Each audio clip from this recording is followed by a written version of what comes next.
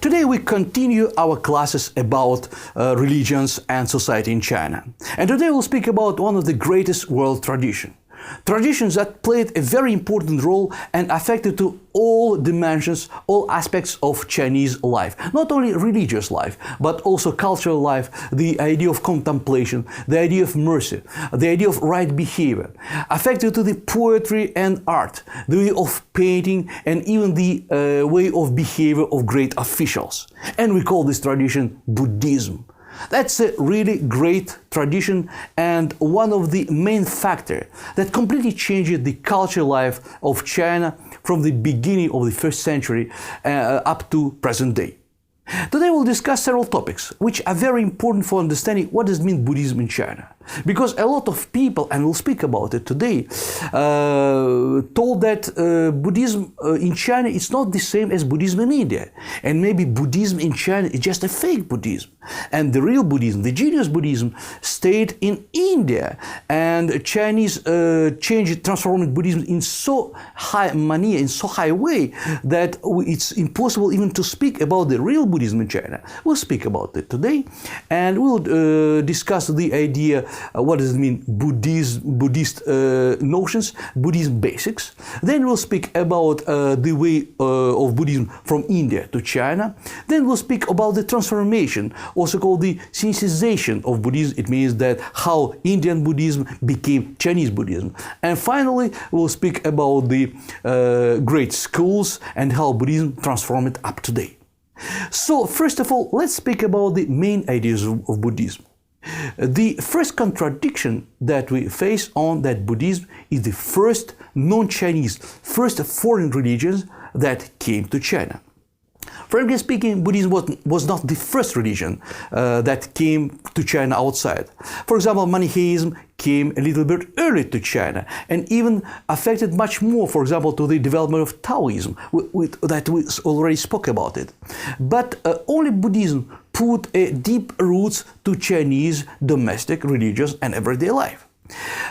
Buddhism, because it was a religious tradition and foreign religious tradition, was opposed to the main Chinese notions and first of all opposed to the everyday way of life.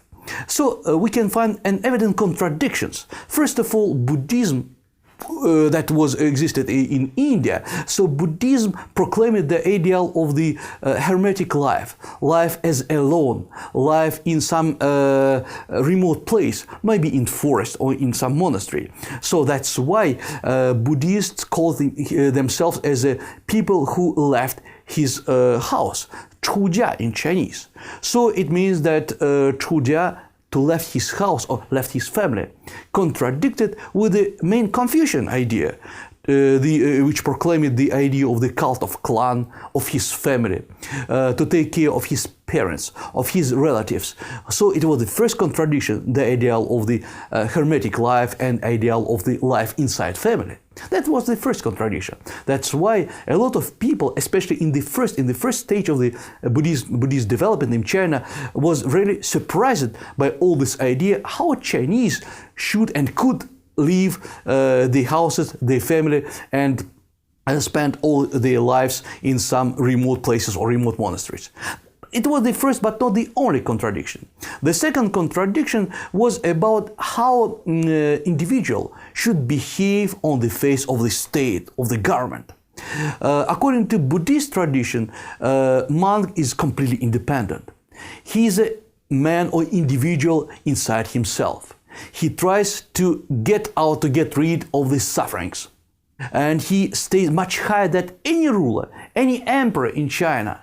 That's why he is completely independent from any state, any power.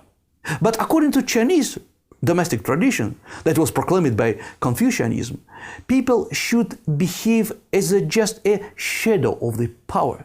So just a follow of the orders of the so-called the mandate of heaven, the mandate of emperor.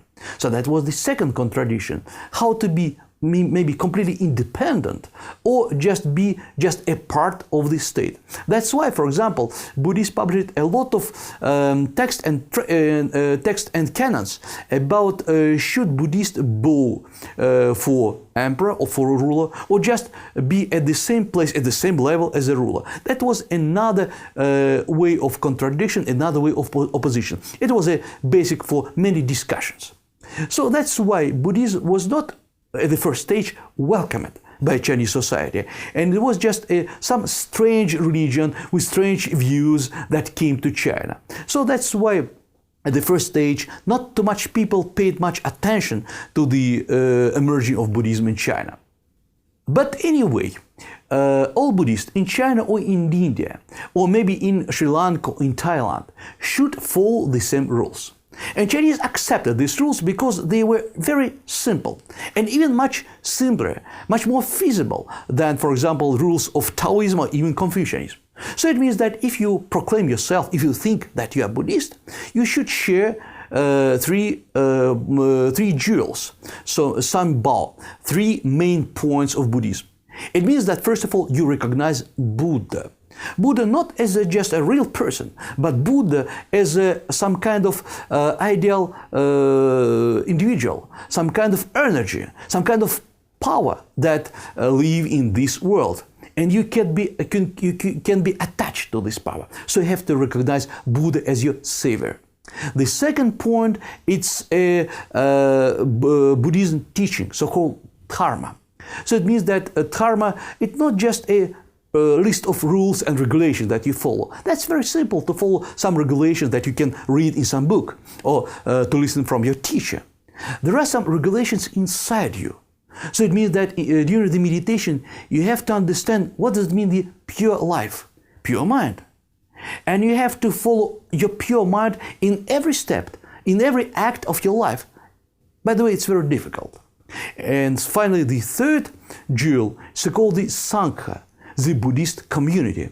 It means that you should share the same views, the same rules of behavior as all Buddhists in all over the world. So it means that even being alone or living in some remote place, you should behave the same way as any Buddhist, as every Buddhist all over this world, in all corners of this great China. So Sanbao, three main jewels, Buddha, his teaching dharma, and community as a Sangha, is the basic of all Buddhist views.